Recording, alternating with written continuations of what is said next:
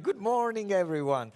I'm Jaromil Denis Royo. I'm the CTO of Dyn, and I was very happy to be the technical coordinator for this project in the past 3 years. Adam has sided with me on the day-to-day and relationship with pilots. We worked very closely with what you will see in the next presentation. In this one, I want to introduce you to, first of all, why we did this, which is something I hope to add to your motivation. I mean, we all have good reasons, and I think we are very value-aligned about the fact that we need proper circular economies to take up.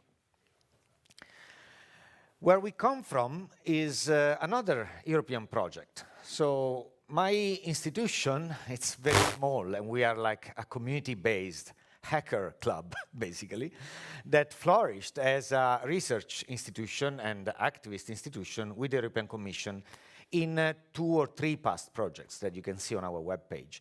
This one became a flagship project. So the Commission actually started thinking, okay, this stuff is really important and matters to us. And we basically dealt with personal data, private data, how that is handled, how people can take control of their data, how privacy can be respected, and data can be still shown, analyzed, and gathered. It's not simple. And Europe didn't make it simpler, because we have GDPR, like the General Data Protection Regulation, which is something we have to comply, also in Reflow. Keep it in mind, because a lot of data that we are gathering can be private, or private information about households of people or their behavior can be evinced from this. Also, where we come from. We believe that reusing technology is the best way to make a greener electronical appliance scenario. So we want the technology to be able to repair, to be able to be opened. This is just one of the many campaigns around the world. It's a European campaign on reusing technology. So I believe that when a corporation like Microsoft releases Windows 11, asking people to buy a new laptop has a carbon footprint that is bigger than any crypto mining is going on today. If you can't open it, it is not sustainable. This is what we believe when we deal with technology. We want to see the source code. We want people to release the algorithms. We want people to understand the algorithms. We want people to be able to study them and also modify them, adapt them, appropriate them, redistribute modifications. We come from a tradition which is quite recent. The Free Software Foundation has marked its licensing, its legal models, and we know they are viable, they work, and they make industry flourish. Milestone acquisition, 2018, Red Hat bought by IBM for 36 whopping billions. This was the biggest acquisition until this year when Blizzard was bought by Activision, but that's not the story, entertainment industry. Why we build what we build? For machines to perceive humans or for humans to perceive machines? I think it's clear in the mission of Reflow, it became very clear that we are building tech so that we, people, understand what the machines are doing. I know it's a simplification, and as a philosopher I hate it, but it helps to communicate what we are doing now. We don't want to build tech that makes machines understand us. We want to track objects, not people. And that's what we are trying to do. Because we think there are too many objects in our life, and a lot of them can be reused. A lot of materials can be recycled. So this is why we do what we do. And I'm starting from here because I'm afraid to get you lost in the technicalities that come after.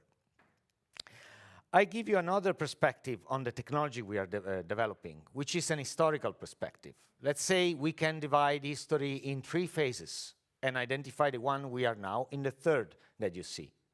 So we're trying to get out of fossil fuel intensive industry and get into a design and information intensive period for the industry of tomorrow, which means A lot of data is going to float around, so privacy, keep it in mind. Very hard to design with privacy in mind. We came out, and this is probably the biggest scientific outcome that we can present today as an innovation in Reflow, with this paper, which is very specific. We worked on a cryptographic system that allows graph data to be authenticated in a vectorial way. This is another way to rephrase what you see as a title. So we want a decentralized system to be able to circulate data and grant the integrity on this data. So I really like the last remarks of the previous panel, because yes, visualization is very important. Who tells us that what we are being shown is exactly what happens? Our brain. Huh? It's our brain. It's well, there is a computer in between, there is a USB stick, the PDF has been passed through, an email service, there may be people in between, you know, like I don't want to make paranoid this discussion, but, you know, like, but being hackers, we know that things can happen. Oh, thanks for this interjection, I love it.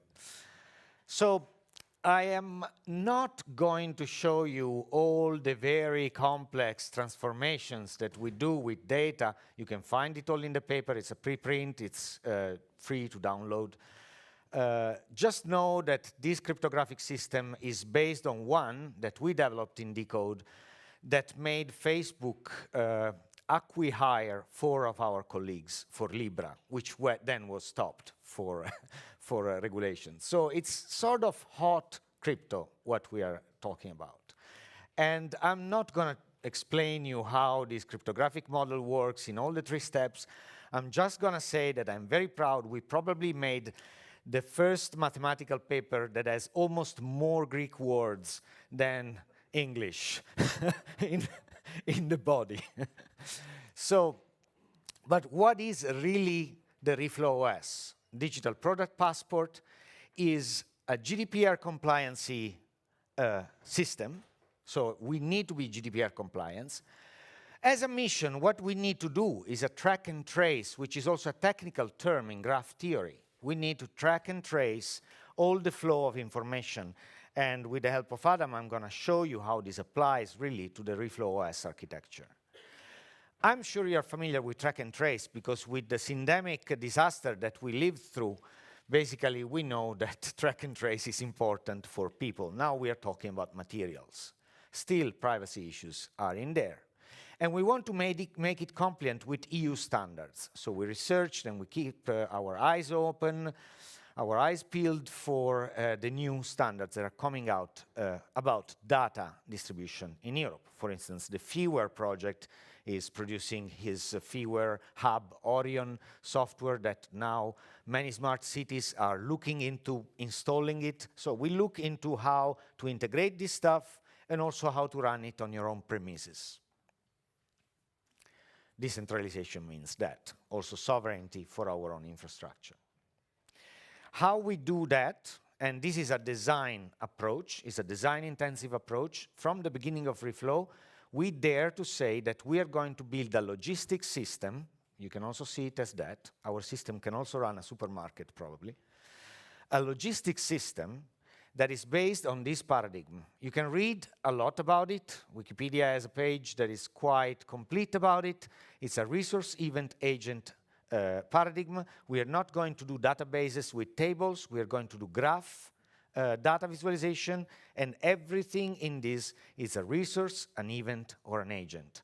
This is a simplified schema of what we see into these databases. We see nodes and relationships. And if you go from, oh, tell me there is a laser here. Yes. I love lasers. So if you go from here, from this resource to back, you see that the trace of this resource includes 2 agents and various other resources, processes, and events. This resource will have only 1 agent connected. So you are walking back, you're tracing back that resource. This is what a digital product passport is. We need to have this information, and we need to authenticate it not as a picture, but as a vector, so that these pieces can be then retraced in further future interactions with agents, processes, and events. It becomes quite complex, I tell you. You can imagine like supermarkets had this problem already in the 80s when they're processing like stuff that comes back. It's a hell of a job. And I know supermarkets are still running code written in COBOL because they don't trust any new code to run what is already running. You don't change a system that works. But COBOL is not exactly what programmers do today. And I think the last people coding COBOL are retiring pretty soon. Lucky them. So, yeah, it becomes a bit more complex. Actually, that complex that Adam, you can help me with this. Like it's, it's a back and forth, as we pointed. So this resource can have two inputs and a digital product passport. Well, it has, here we have digital product passports, and at various points of a flow, we can have a passport saying, okay, this resource was here at this point of the transformations. Correct me if I'm wrong, because this is your slide. Spot on. Yeah, spot on. Showing both the tracking forward for the benefits of product development and collaboration, and tracing backwards the benefit that that gives potential income redistribution for effort involved in past, plus also to assist with reputation of various actors. But yes, upon each sort of state that a product exists in, a digital product passport, as briefly exchanged by Jaramil, is generated and is cryptographically proved at any stage. And as it becomes blended or combined with other ingredients to form a new product, then that is then also put through the cryptographic engine to generate furthermore newer digital product passports. So in this way, you can have a verifiable trust of material flows flowing back in causal time or causal event states and forward as well. And with the architecture of also putting this into a distributed distributed ledger, it means that there's a common consensus of truth, of validity, of transparency within material flows as they change and evolve and are used within social systems. Yeah. So we are going to run this on your phones right now. So be prepared, because yes, and as a example, we have a QR code up at the moment. yeah. This is a digital product passport that can be scanned by your phone. Usage instructions. You have to go to that web page. Yes. And you will run a progressive web app. Yes, it's called Just a web progressive. We page. love this. Sorry for the noise. Aha. No, to the website. Yeah. The website No. reflow-dpp, netlify.app. The QR code, because you're used to have QR codes that send you online. So one detail, this QR code can be authenticated offline, because a material passport needs to have also offline authentication. And this is end-to-end encryption. So the calculus is running on your own phone. In the moment in which you visit that website, the website runs the Reflow verification code on your phone, which means it's end-to-end encryption. What that means is that you do not have to trust necessarily the server that gives you this information. You trust the integrity of the information, and you verify it on your phone. What that means is that in the moment in which the data is out from the database, it can travel. It can cross databases. It can cross different systems. And we can still be sure the data has not been tampered with. This means we can federate this system. So it means we can have a distributed system, for real. Your key is on your phone in the moment in which you start using and producing objects. So what you see now is a web app that magically connects to your camera, allows you to scan this QR code, and shows you the details of the blockchain entry where this object has been saved. In this case, is a gown that has been washed in the process of the pilot that we had in Amsterdam. You will see more in detail later. We had gown washing processes in a hospital in Amsterdam, tracked.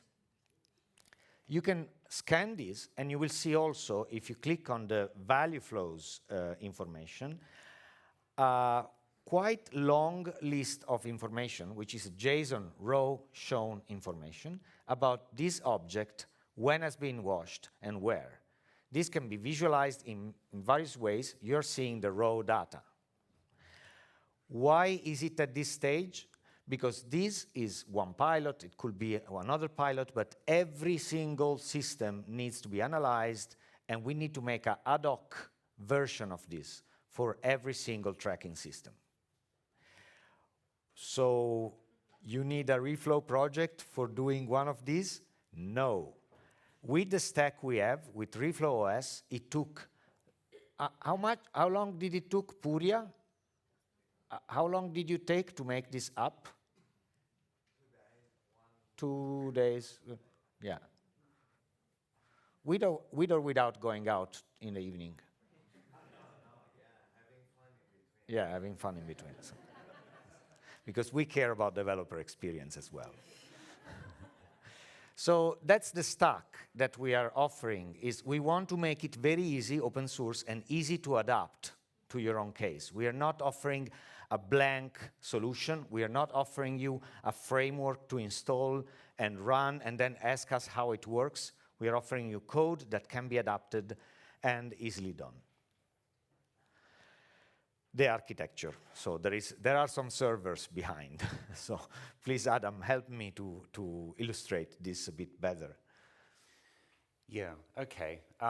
This rather complicated diagram is meant to illustrate each organization or example, like the gowns given in Amsterdam, and how they can, on the one hand, maintain autonomy over their own computer resources and data, but on the other hand, participate in collaborative processes such as circular economies for all the benefits previously described in the previous talks and days.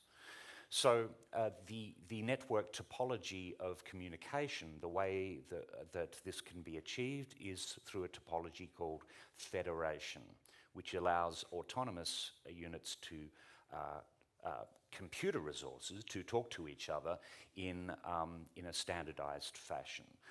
Similar past examples of federation include the humble email system, often cited as one of the largest federated computer networks deployed on the planet so far. Other newer style ones are chat equivalents to Twitter and so on. There's one called Mastodon and so on. And these run on a relatively new standard protocol called ActivityPub, which allows the federated discussions to occur, transacting between one system and another. And within the Reflow OS, we have that federated bus, if you will, or communication channel. But internally, we offer a mechanism by which an organization's applications can talk to their own home server. And in the afternoon sessions and in the showroom outside with all the stalls for the pilots, you can see some of the applications that pilots have used at this layer. There's some innovative embedded devices out there with Botto and so on that act as clients to each of the Reflow OS. And there's also web portals as well that also connect to individual member home server instances. At this, Yeah. Adam, we are outside. If you really want to run this, one example we can run through immediately, if you want to create an object and verify, so because now you verified an object that was already in the system. So how do you create an object into the system? You can sit with Andrea and our colleagues. We are very happy to be almost all in Copenhagen. We took the occasion to actually make a reunion, like we don't see each other in mid space since quite a while. So you know, it's great to have them all here and to meet all of you colleagues really in person. So please join us, because we have a stand and we're going to sit there and make our little hacking, networking corner the whole day. Yes. One last wrap up with this, thank you, Jeremy, is that this arch means, as just referring to the independence of these digital product passports that Jeremy mentioned in the first place, the information can flow through this federated network and then be independently used and verified as per Jeremy's previous comments. So these digital product passports can be taken offline, they can be taken with you, they can be exchanged between members, taken offline to a phone, printed out, whatever, distributed further and outside the particular circular flows that you're dealing with, giving greater benefits for other people to pick up, analyze, and further optimize circularity within the loops. That's So what you I can really come play with us also if you're not a get geek. you all excited about. And Zencode that you see at the center, the smart contract writing, is done in human-like language. So you can describe in English-like language what you process, how is your processing of data and information. So come play with us.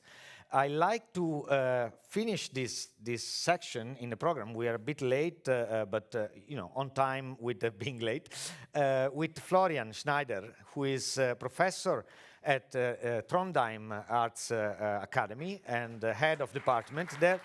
And I'm very glad he joined us, since Florian is busy developing this new concept in the European Commission, the new European Bauhaus. And I think going beyond functional is also our objective. So we are looking at the future. We are looking at how to communicate this also. Because if you look at the documents of the Commission right now, you see the digital product passport being a very high priority. And the question is like, will they use this open source and free to use and modify thing? Or will we have, I don't know, Siemens coming up with a proprietary solution, selling it to industries with royalties? Or what is going to happen to the future of our tech, and how do we communicate it? Because many times we have developed things that were outlooked and are used in communities, but not grabbing the institutional attention that they should.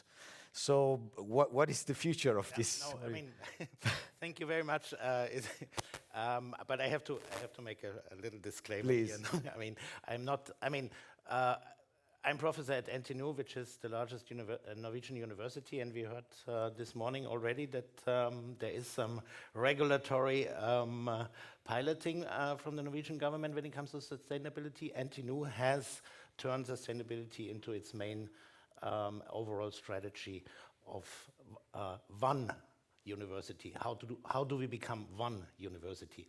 This is particularly interesting for me. I was 7 years head of the smallest department in the smallest faculty, the Art Academy in a University of Science and Technology. And I managed to hand over this challenge to my deputy head.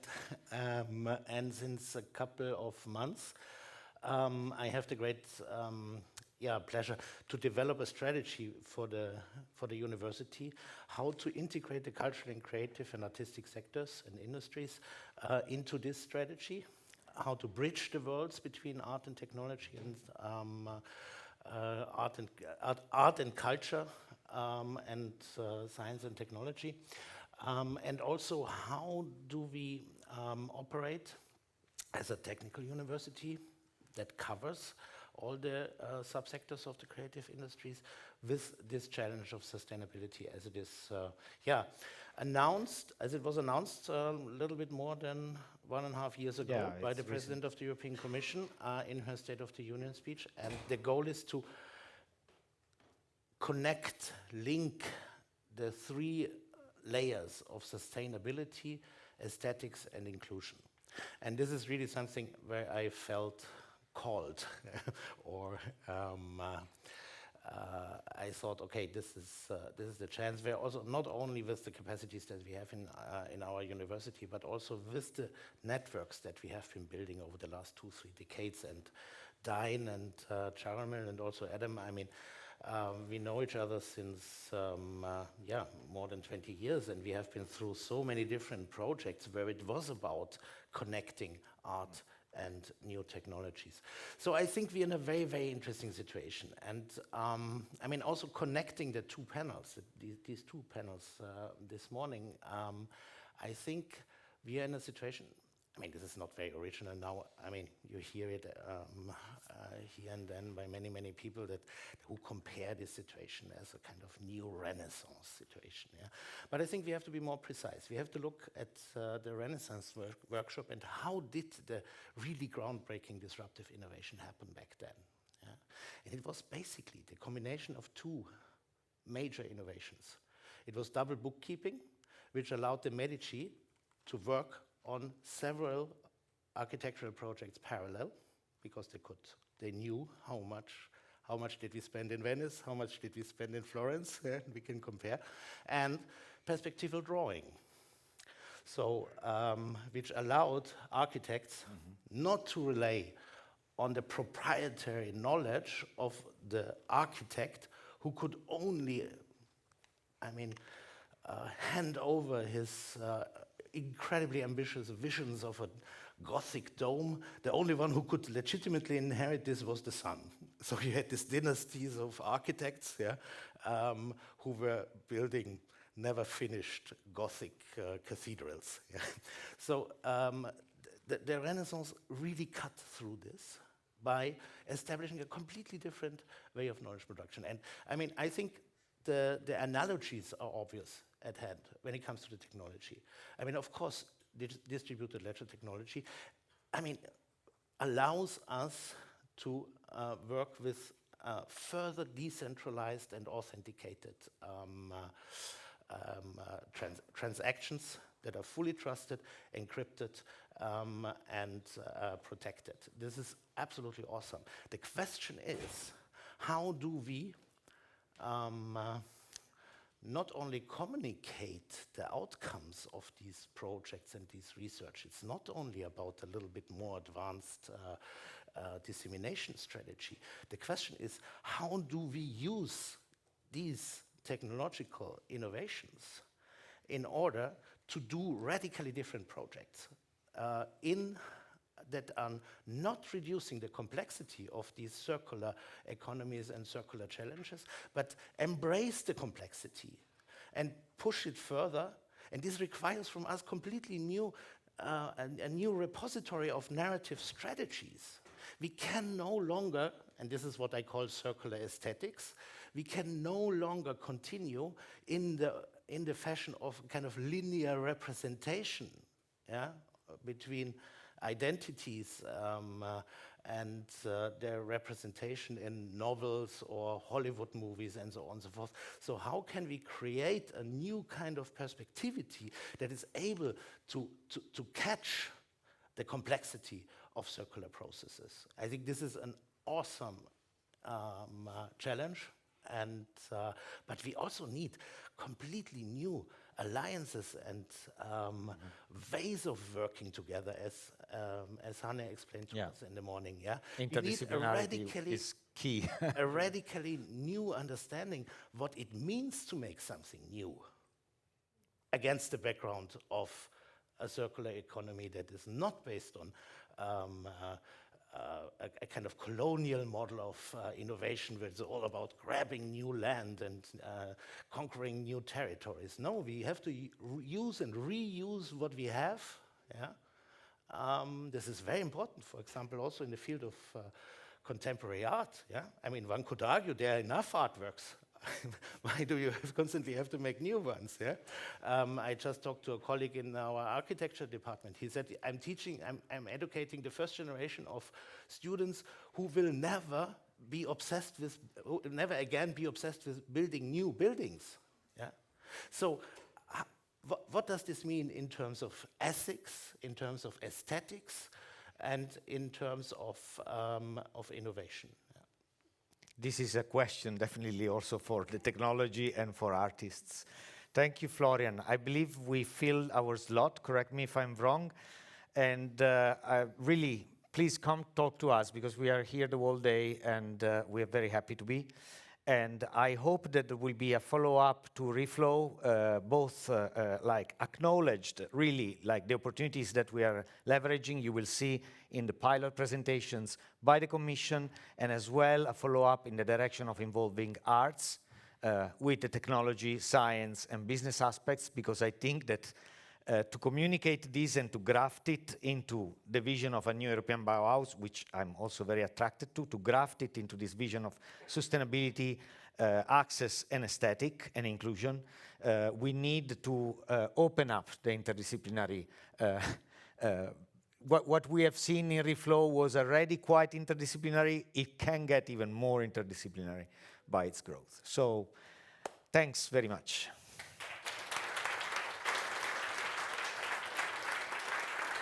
Thank you to all my colleagues over there.